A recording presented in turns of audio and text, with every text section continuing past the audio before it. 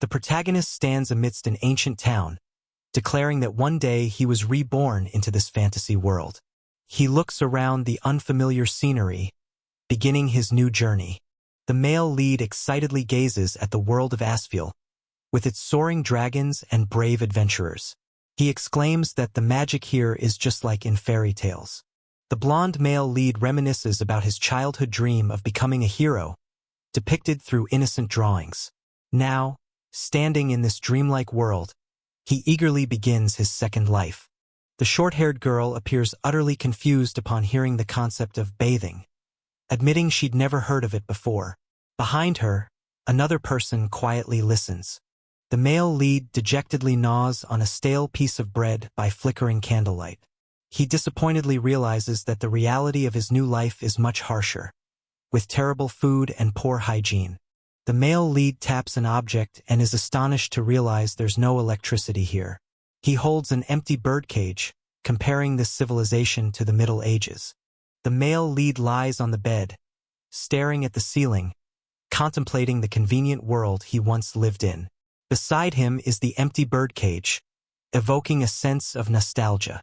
The male lead reaches out towards the star-filled night sky, dreamily wishing for the ideal world he'd always longed for. The male lead wakes up with a start, rubbing his eyes in confusion at the unfamiliar surroundings. He sits up, looks out the brightly lit window, and wonders where he is. The system reveals its special ability called Moon Gate. It explains that it allows him to travel through different dimensions. The system recounts that thanks to this power, he can go to worlds of dinosaurs or the future. And then one day, his footsteps stopped in a completely new place. The male lead stands stunned before the sign for Akane Village. He can't hide his surprise and wonders if he's truly in Japan. The male lead stares into the distance, pondering the 10 years that have passed and the impossibility of returning. Suddenly, a man's voice calls out, making him turn around with a start. The elderly man kindly asks the male lead questions upon seeing him standing there, looking unfamiliar. He enthusiastically invites him home for lunch, offering hot soba noodles. The elderly man comments on the bun-haired boy's way of eating noodles, then praises his Japanese and his attire. The boy looks at his reflection in the glass door, smiling meaningfully. The male lead notices his distinct physical appearance but is surprised that language can still be conveyed. He wonders if this communication ability is also a skill, as he begins his journey between two worlds. The system explains the rules of the Moon Gate. Only he is the sole living being who can pass through. However, it emphasizes that any inanimate object can be transported between worlds. The male lead considers using this ability for profit to improve his current deprived life. He is determined to earn money so he can at least comfortably visit a public bath. The male lead compares the enormous price difference of gold and goods between the two worlds. He realizes that spices and sweets in Asphalt are so expensive that one cake could be exchanged for an entire house. The male lead flashes a cunning smile as a bold business idea strikes him. He believes that reselling Japanese goods to the other world will help him earn a fortune. The old woman thanked the protagonist for his help and gave him a small gift. The young man happily accepted it, thrilled at the thought of soon having money to buy lots of sweets. The protagonist waved goodbye, secretly keeping the purpose of his sales in another world to himself. Meanwhile, the protagonist prepared to begin his plan with a determined gaze. Albert picked up the strange item and asked Alan about its origin. Afterwards, he turned to ask another merchant for his opinion on the possibility of selling it to the nobility. Alan confidently asserted that chocolate would captivate the nobility and sell exceptionally well. However, the protagonist appeared worried, as he had absolutely no connections with the upper class. Alan warned that selling directly to the nobility would attract unwanted attention and create animosity with other merchants. The protagonist listened, asking questions to understand the gravity of the issue. The person explained to the protagonist that sweets were an important diplomatic tool for the nobility. He advised hiring a representative merchant to manage production and avoid breaking unspoken rules. Tartaglia sat pensive, struggling internally with Albert's shop being too small. He yelled in his thoughts but ultimately had to accept the truth spoken by the other person. Alan sighed helplessly at the competition from the noble merchants. However, the protagonist unexpectedly changed his attitude and suggested selling another snack called umaibo. Albert asked Alan for his opinion on the merchant business. Just then, the proprietress appeared and joyfully exclaimed upon seeing both young men again. The old woman coincidentally met the protagonist and was curious about the package of snacks he was holding. The protagonist quickly denied being a merchant, saying he merely had a little interest. The protagonist persuaded Alan to let their group try their hand, despite Alan's apprehension. Alan agreed, while Alan grumbled about helping a rival but was secretly grateful. The customers cheered with delight as they enjoyed the new food, promising to recommend it to others. Meanwhile, Alan was reprimanded for selling goods in an unauthorized location. The protagonist stood stunned, staring at the out-of-stock sign. Disappointment was evident on his face as he realized he had arrived too late. Leo excitedly boasted about his business success thanks to the help of the mothers. He joked about becoming a chocolate billionaire, then thrust the rest into Ren's hand as a thank you gift. The protagonist quietly observed from behind. He inwardly assessed that Alan might actually be good at something. The protagonist relaxed in the hot spring, enjoying a rare moment of peace. Despite worrying about lacking documents and money, a glimmer of hope still flickered within him. The protagonist discussed the potential of Japanese goods with the salesgirl. Meanwhile, the protagonist pondered trading strategies and complex commercial rules while bathing. A stream of thoughts appeared in the void, indicating that the character still had many things to consider and worry about. The protagonist enjoyed a delicious glass of wine in the bustling bar after his bath. He marveled at this simple luxury and declared the wine here was the best. A bell rang, causing the room to suddenly fall silent. The protagonist and those around him looked at each other in bewilderment, not understanding what was happening. The appearance of the dark princess caused the townspeople to be abuzz with chatter. The male lead observed her and revealed that she was a transfer student from Japan. The system explained the difference between reincarnated individuals and transmigrators.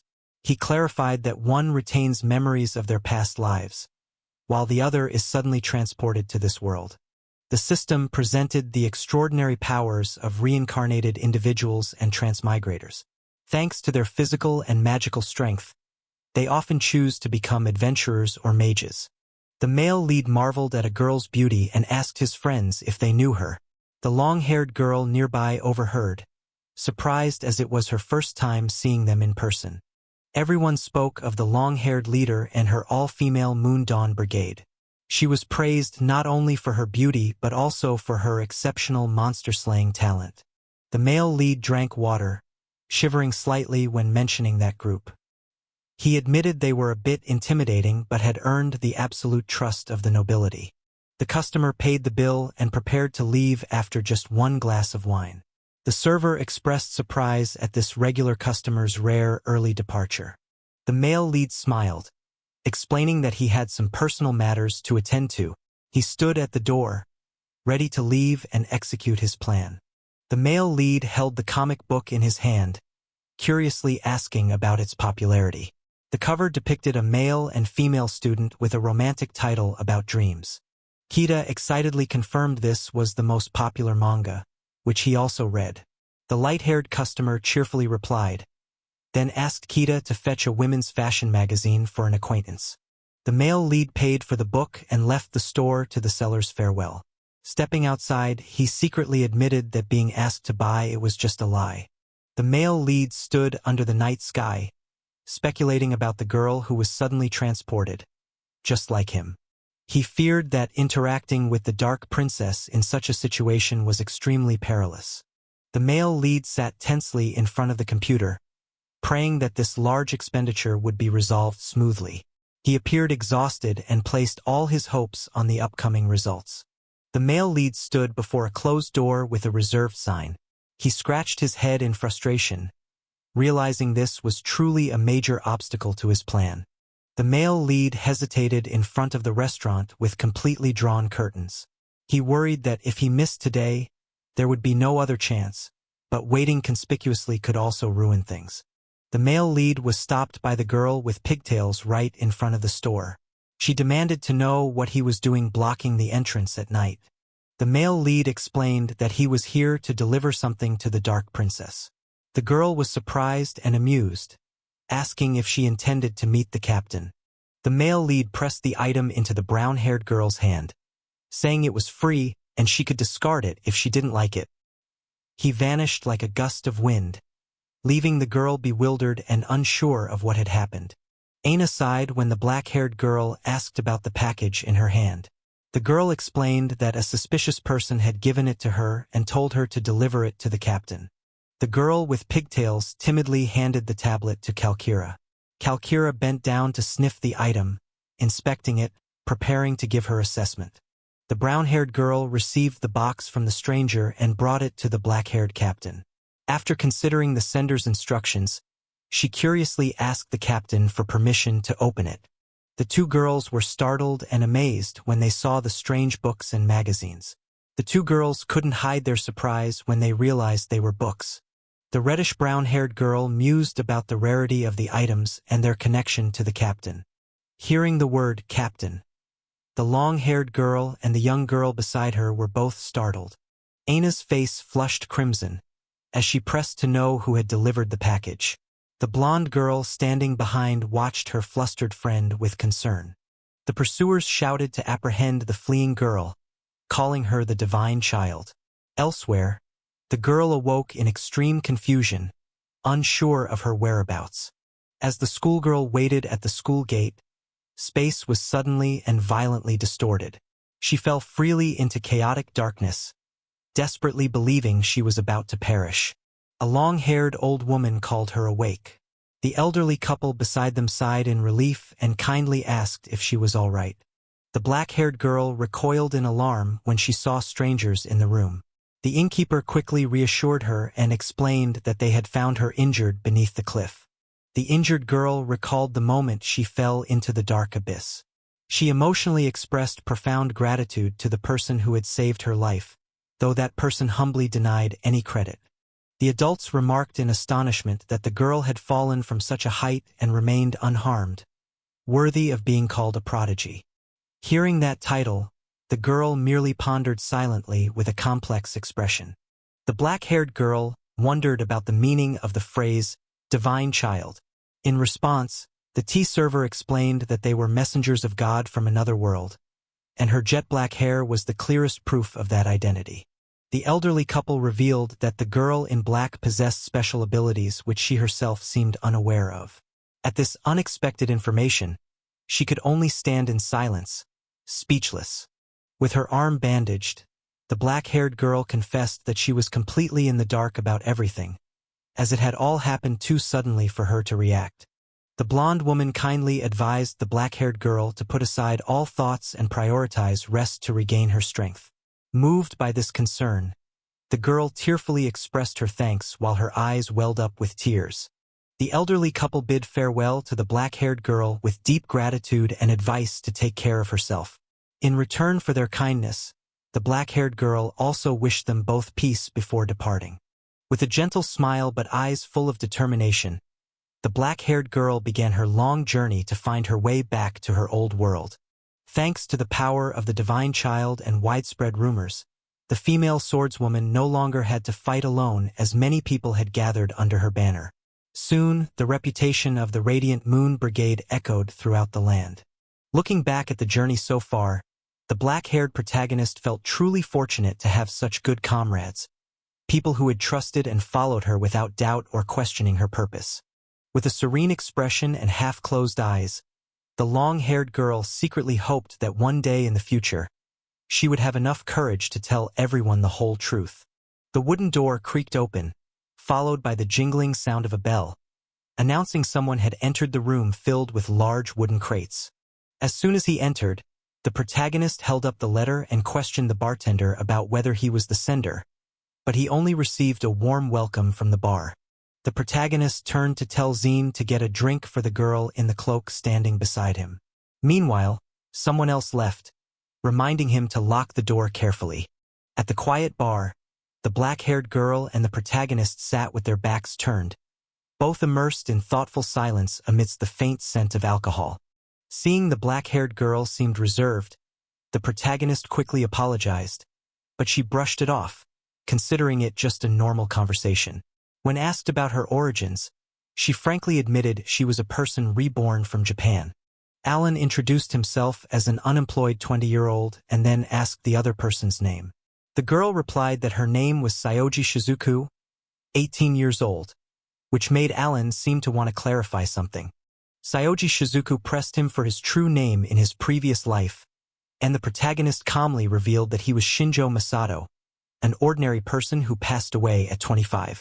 Seeing the girl felt apologetic for being curious, he quickly reassured her that he didn't mind it at all.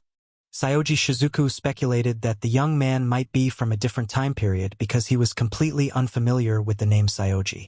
To the other person's surprise, the protagonist confusedly wondered if she had been a famous idol that everyone should know. While the protagonist lamented the changes of the times, the black-haired girl found it normal because her base still strongly bore the hallmarks of the Showa era. The atmosphere suddenly grew somber when the young man revealed that he had passed away 20 years ago. The protagonist bluntly crushed the black-haired girl's hopes by declaring that she could not return to Japan. Although she seemed to have vaguely anticipated it, the girl couldn't hide her utter shock at this harsh truth. With a face full of regret and disappointment, the protagonist explained that besides him, no other being could cross between worlds, meaning he had inadvertently instilled false hopes in the other person. The protagonist confidently asserted that he could find, purchase, and send the necessary items, an enticing offer. Hearing that, the other person silently tightened her grip on the glass of water, seemingly considering or suppressing her emotions. Seeing the other person's glass was empty, the protagonist politely offered more drinks. This offer surprised the girl, as the owner was not present, while her hand was still rummaging for something. With a radiant smile and a mischievous wink, the protagonist unexpectedly held up a bottle of green tea as a goodwill offering. Receiving the glass of tea from the protagonist, the girl took a sip and immediately noticed a distinct difference. The unfamiliar taste and aroma made her thoughtfully compare it to the tea she usually drank at home. Holding the glass of iced water in her hand, the black-haired girl blushed slightly from embarrassment but couldn't hide her satisfaction, exclaiming that the drink was truly delicious.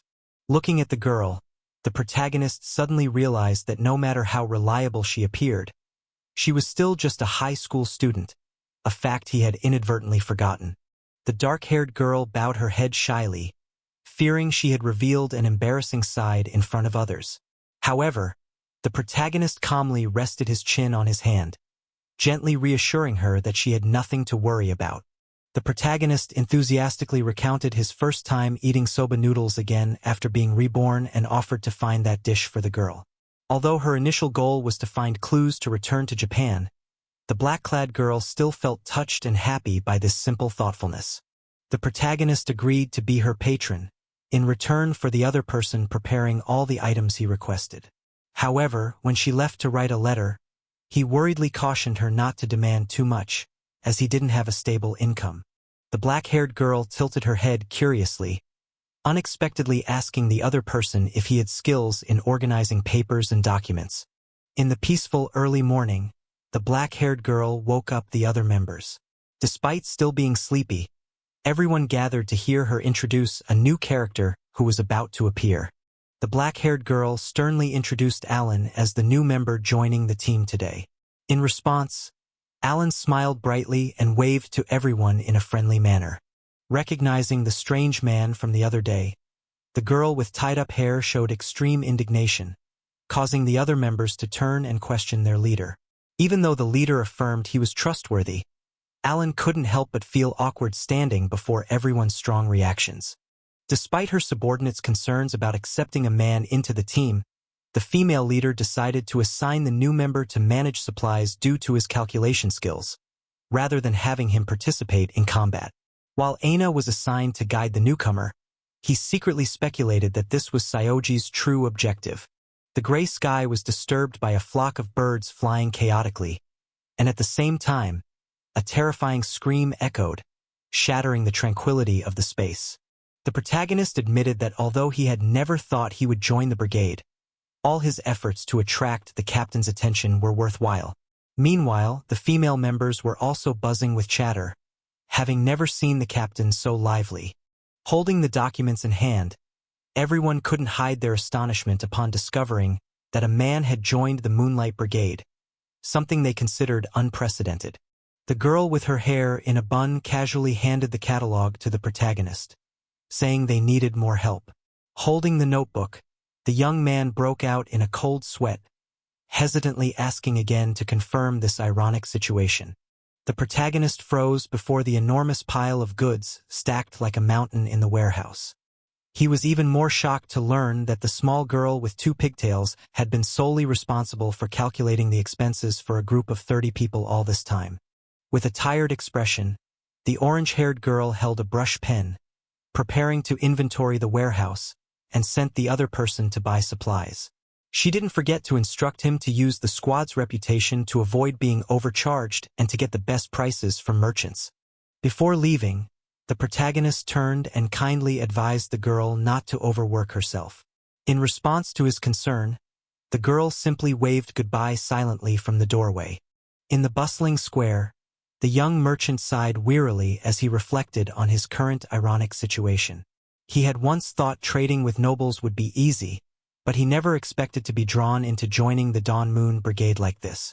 The protagonist told himself that he had to achieve concrete results to be recognized as an official member. As soon as that thought ended, he was startled to hear the name Alan being called out. The short-haired girl frankly questioned the young man about the rumor that he had joined the Dawn Moon Brigade, despite his surprised expression. This information also left the women standing nearby stunned and curious to verify the truth. The protagonist was utterly flustered to learn that the rumor of him having a job had spread everywhere thanks to the superfast gossip network. While he vehemently denied any connection with the Black Princess, the girls around him became even more excited, questioning him. Trying to quell the alarming rumors, the protagonist gave a wry smile and explained that the girl simply happened to like the item he had traded. He humbly claimed to be just an insignificant supporting character. Nothing special in this story. Alan was showered with congratulations and offers of cooperation from friends upon his debut as a merchant.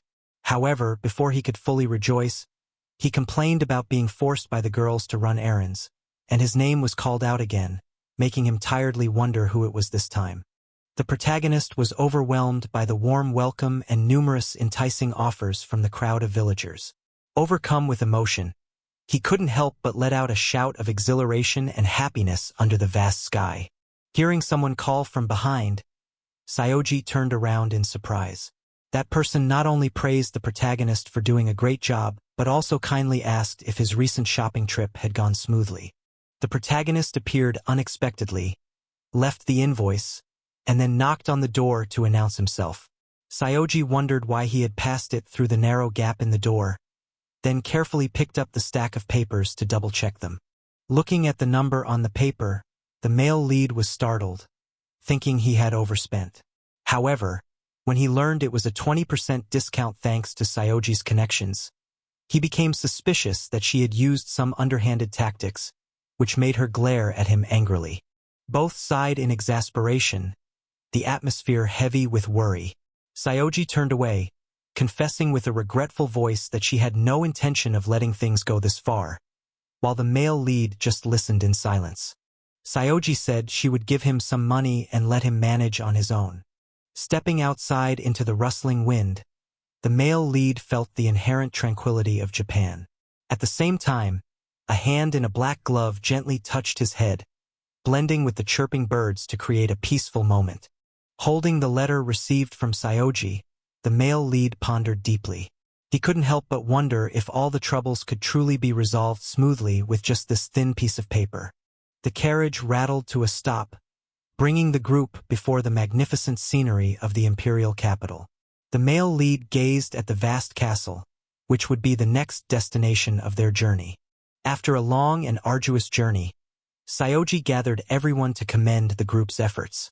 She loudly declared that starting today, the city of Lineberg would officially become their new base of operations. Holding the paper in her hand, Sayoji announced the good news that the team's shared house was ready. She reminded everyone to quickly check their private rooms to settle in. After Sayoji's firm confirmation, Sayoji turned to ask him about his upcoming plans. She wondered if Alan intended to return to Japan after completing his assigned task.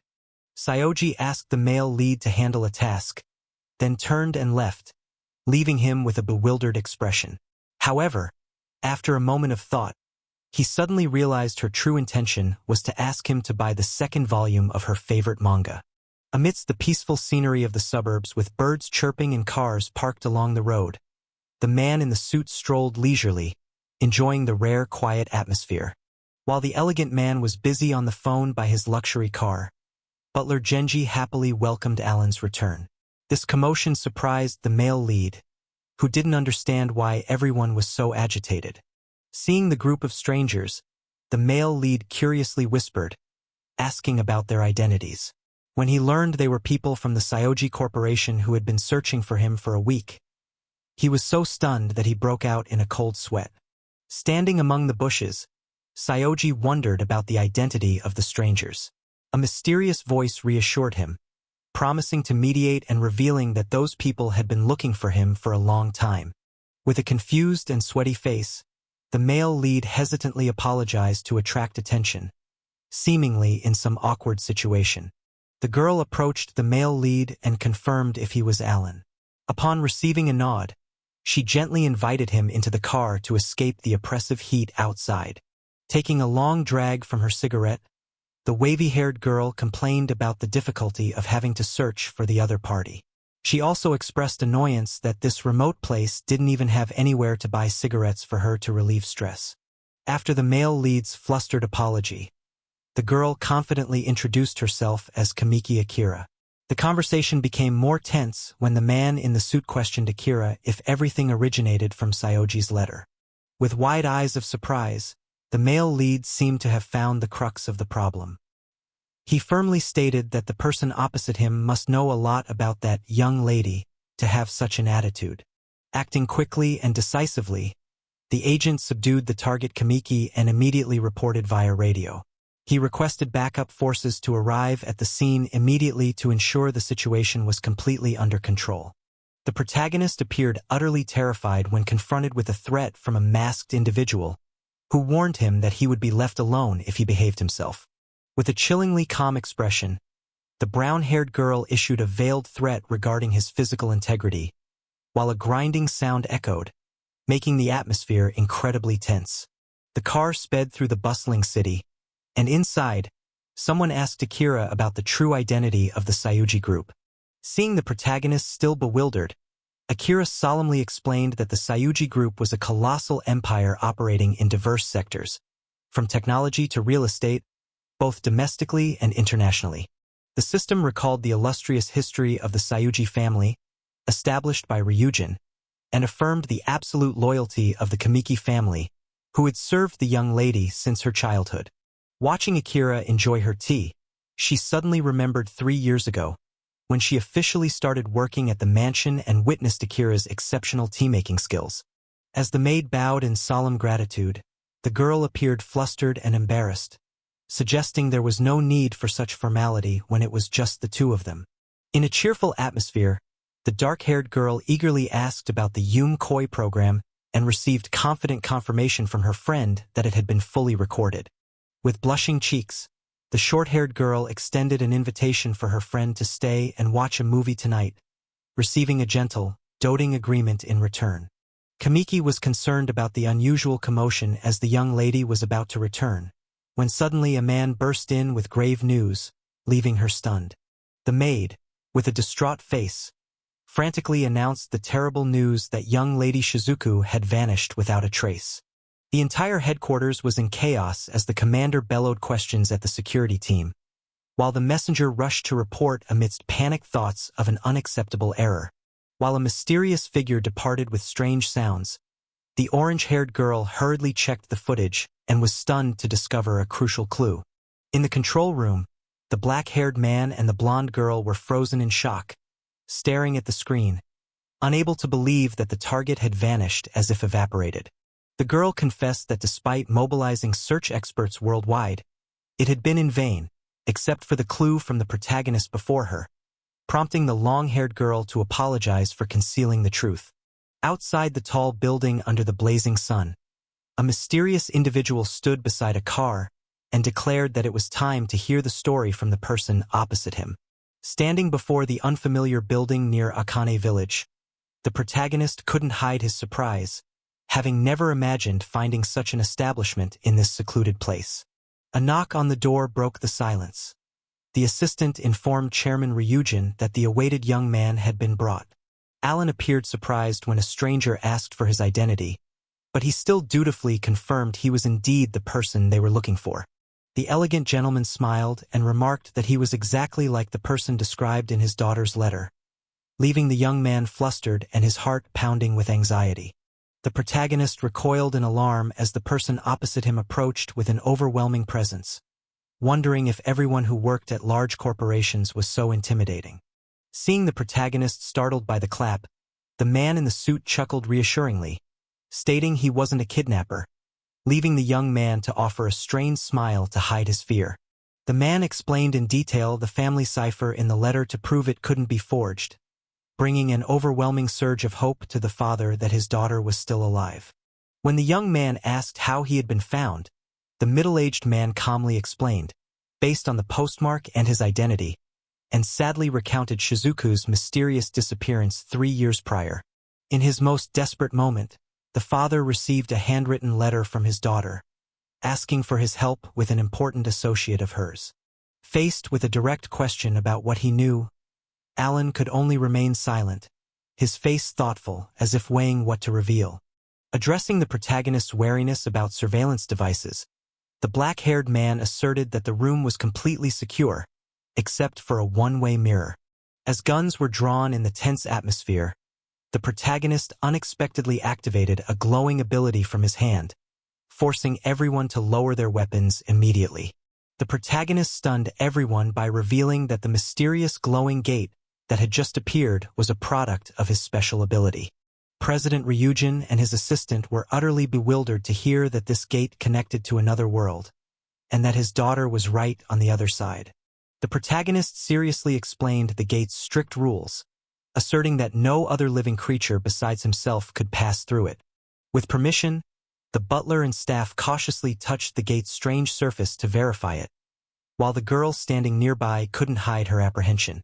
The father was incredulous to hear that his daughter was leading an expedition team in a fantasy world, and that the young man before him was her subordinate. Admitting the story sounded like a fairy tale, Ryujin asked Alan to take a picture of his daughter with a smartphone as proof, but his awkwardness made Akira secretly amused.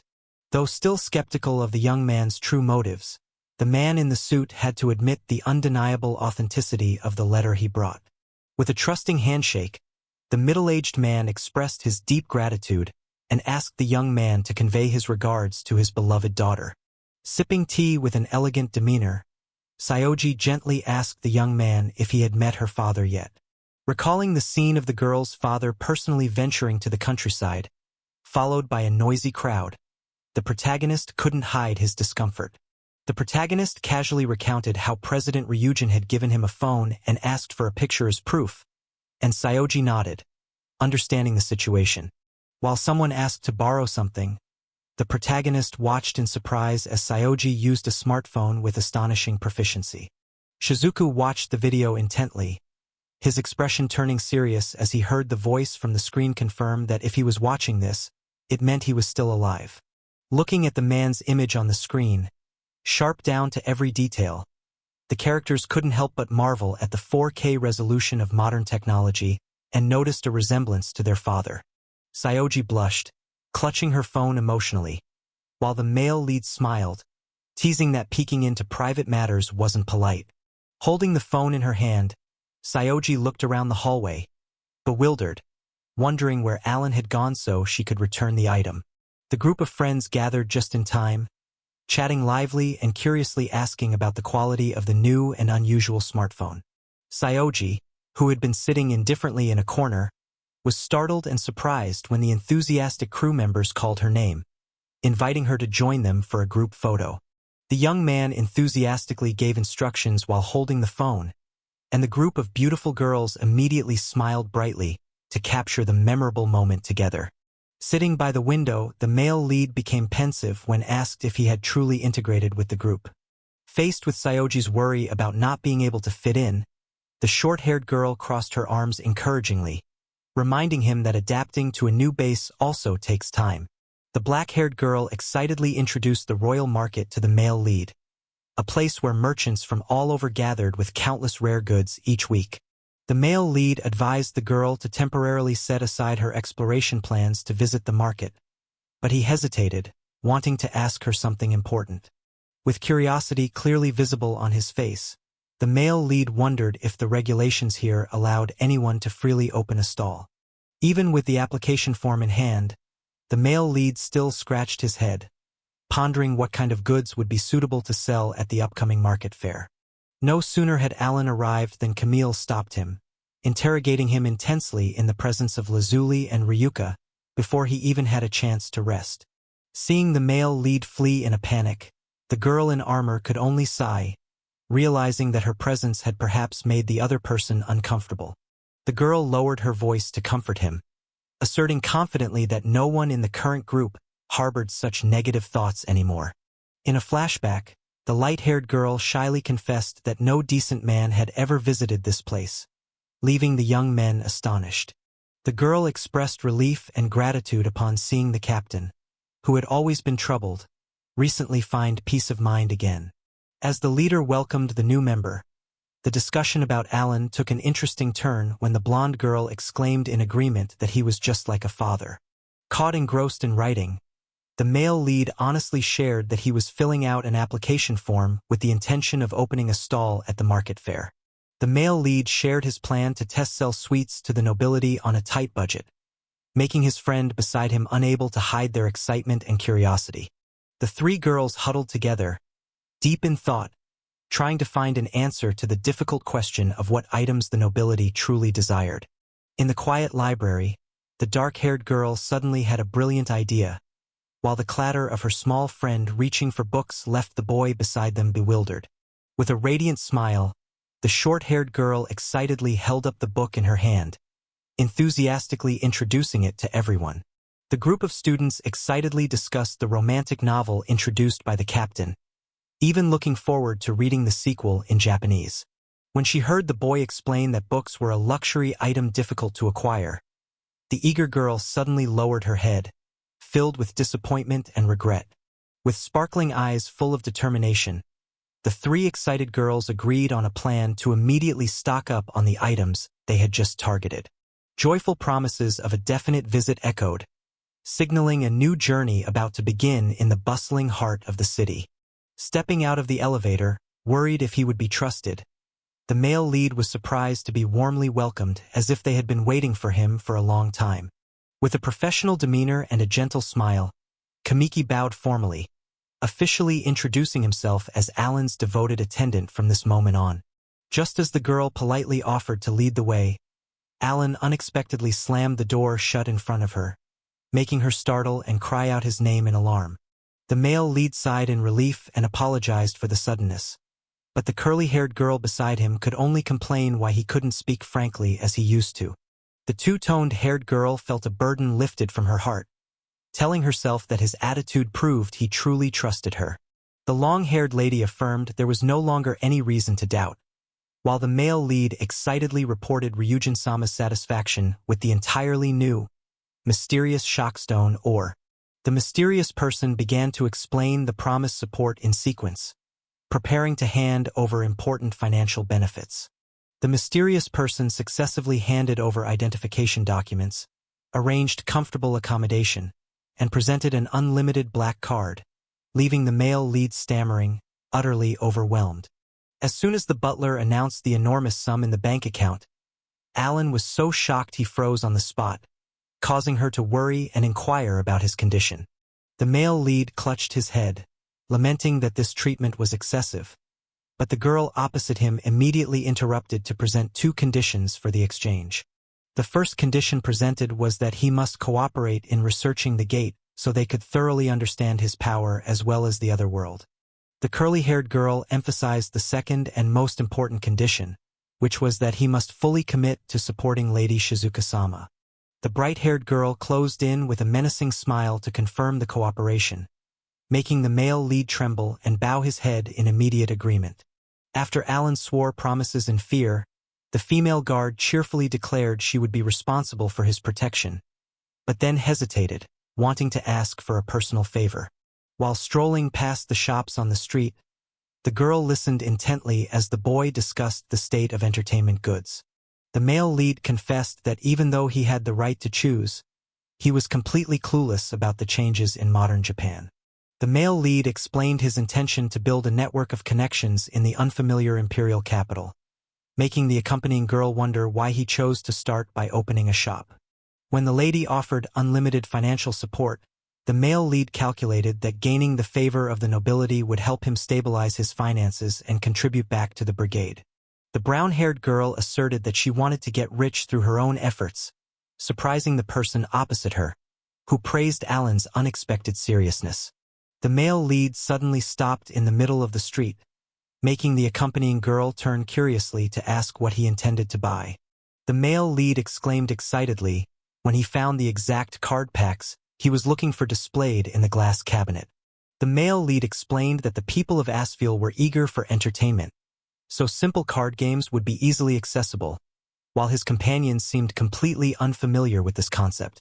The girl revealed that the corporation operated in multiple sectors, including entertainment, with a subsidiary specializing in card games, which surprised the male lead. The girl casually called to order an entire warehouse of cross-world items for immediate delivery, shocking the boy beside her so much that he had to exclaim her name. At the store, a brief exchange took place as the buyer confirmed that the amount of goods in the bag was just for trial.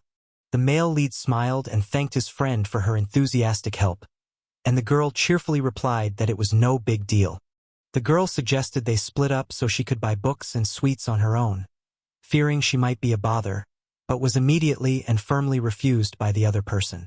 The male lead reluctantly entrusted his safety to the girl, and she confidently accepted, adding a serious warning that anything happening to him would also affect the young lady. Standing in the middle of the bustling street, the male lead was stunned and amazed to see the familiar girl's image appear on a giant advertising screen. The male lead remarked on the technological advancement as TVs became increasingly thin, making the brown-haired girl beside him look bewildered, not understanding what he was talking about.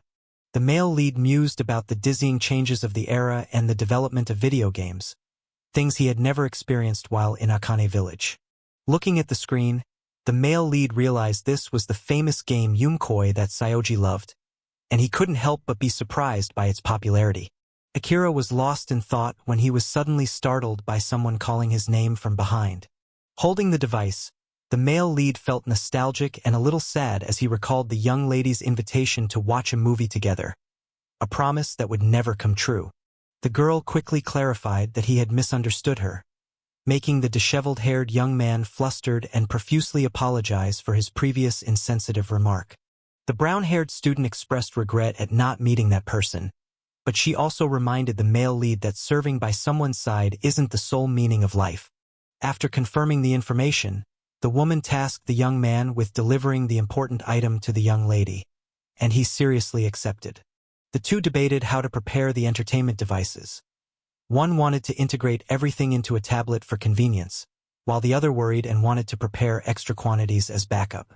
Watching the curly-haired girl engrossed in her phone beside him, the male lead secretly noted that she bore a strong resemblance to Sayuji's older sister.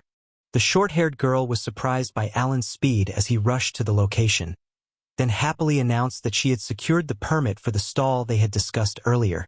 The blonde-haired young man thanked her and sighed in relief that everything went smoothly, but when the other person asked about an item, he whispered that they would be brought later due to lack of space.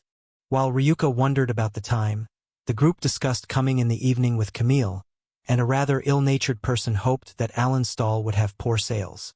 When the male lead asked for the address of the store for nobles, the spiky-haired girl revealed it was 13 West Street, but he himself seemed surprised as he repeated the address.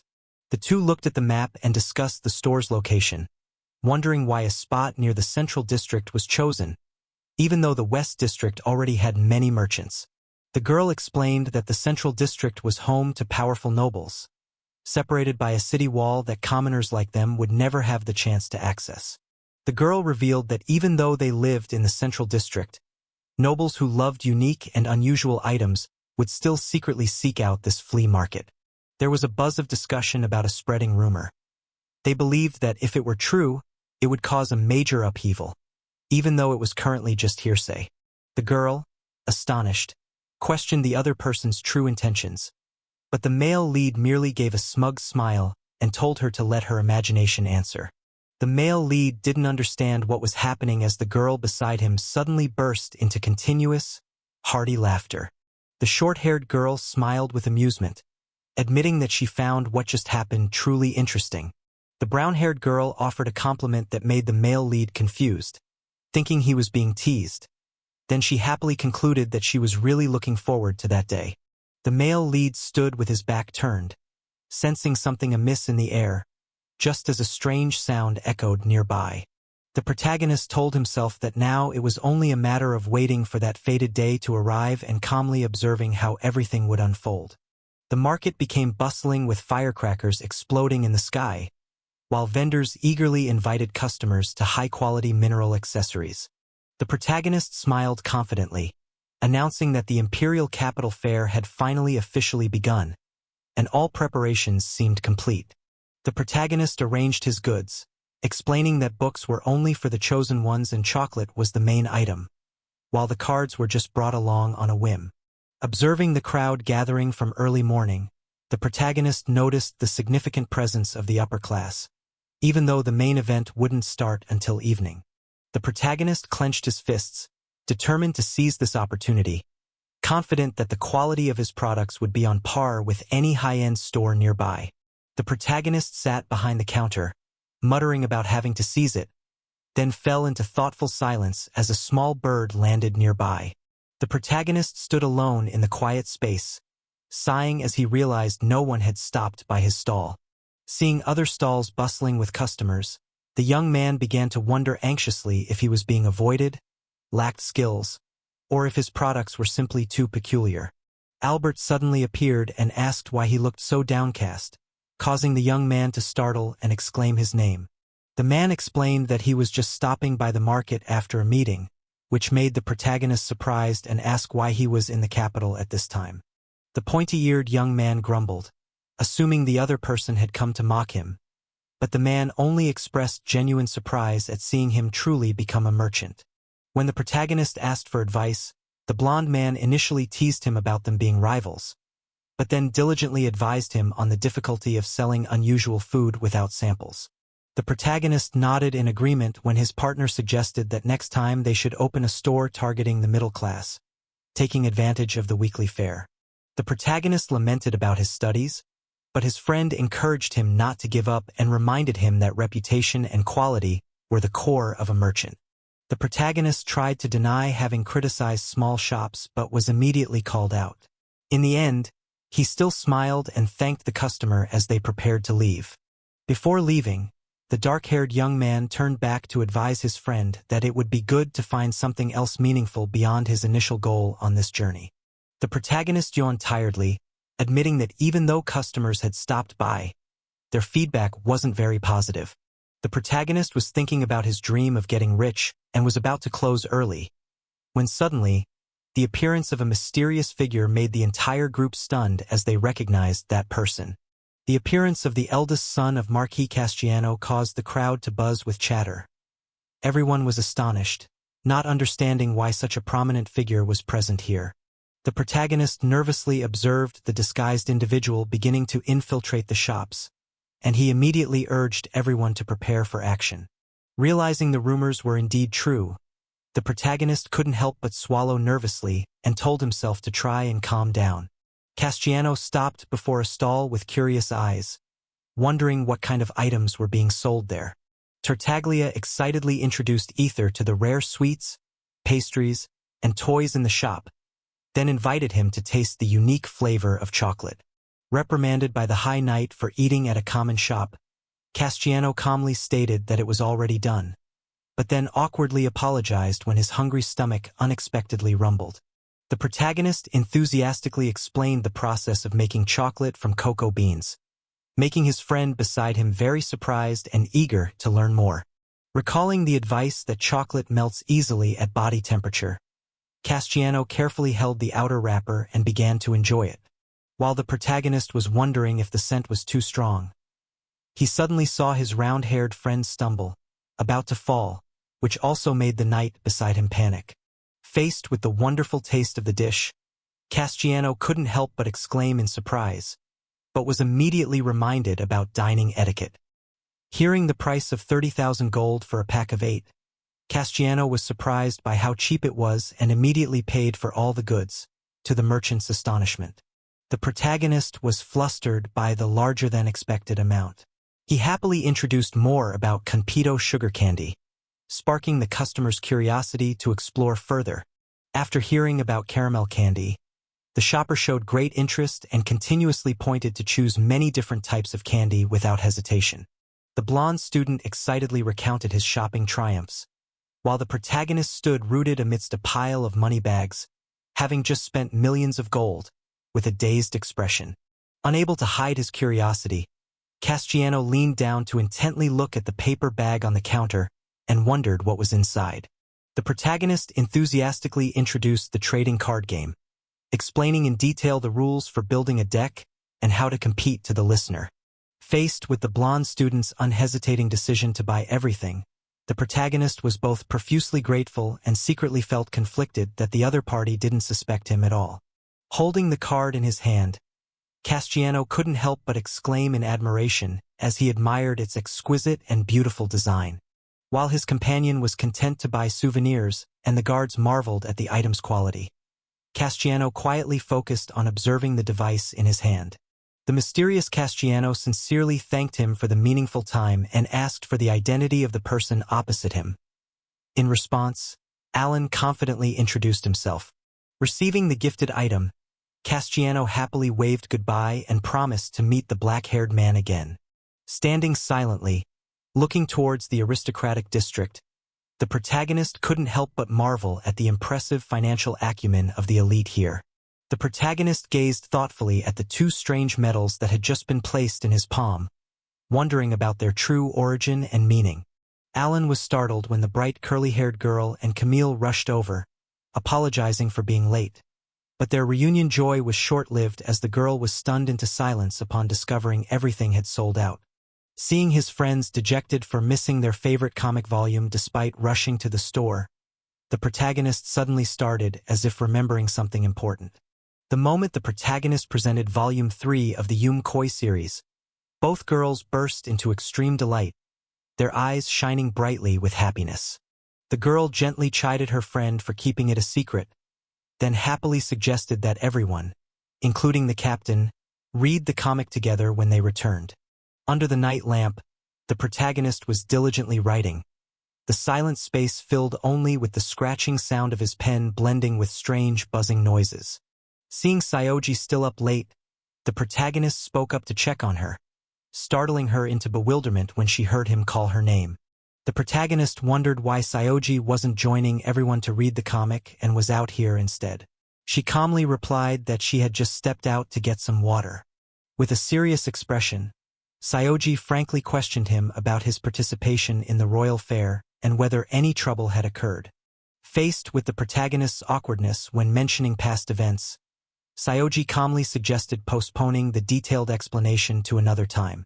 Sayoji frowned slightly, her gaze pensive as if sensing something unusual that had just arisen within her. The protagonist mused, recalling that his initial purpose in becoming a merchant was merely to earn money for himself. But the current gratitude of everyone made him feel confused and conflicted. A mysterious shadow unexpectedly placed a heavy gift on the table as a token of gratitude, startling the protagonist into amazement. When Sayoji calmly confirmed the matter, the protagonist panicked and broke into a sweat, fearing that she had heard the words he had just blurted out. The protagonist hesitantly opened the small box in his hand, only to be astonished to see a precious gemstone necklace inside. The protagonist's eyes were mesmerized by the radiant beauty of the necklace, sparkling with enchanting iridescent hues. Sayoji presented the precious gem as a magical conduit to express deep gratitude, asserting that it was thanks to him that she could reconnect with her family, regardless of his initial motives. The protagonist inadvertently commented that Sayoji was exactly like her father, Chairman Ryujin, which left her stunned and displeased, forcing him to hastily offer an apologetic smile. In a moment of thoughtful silence, the protagonist suddenly heard the long-haired individual's voice calling out, "Alan," from behind. Under the shimmering lights, Sayoji earnestly implored the male lead to take care of her father and Akira in her stead in the future. The male lead gently nodded, promising to do his best, while secretly noting in his heart the strange resemblance between the father and daughter. Closing her eyes with a peaceful expression, Sayoji sincerely thanked him and promised to cherish the gift, softly giving her consent. Walking lightly on her way home, the schoolgirl secretly recalled the interesting experiences at the recent fair with a joyful mood. Caught red-handed while secretly sneaking into town, the male lead quickly offered a box of chocolates as a bribe to appease his scowling friend. With a radiant smile on his face, the male lead waved goodbye and promised to meet again tomorrow before leaving. Standing silently before the sprawling street scene, the blonde schoolgirl clutched the box of chocolates in her hand and softly exclaimed in astonishment,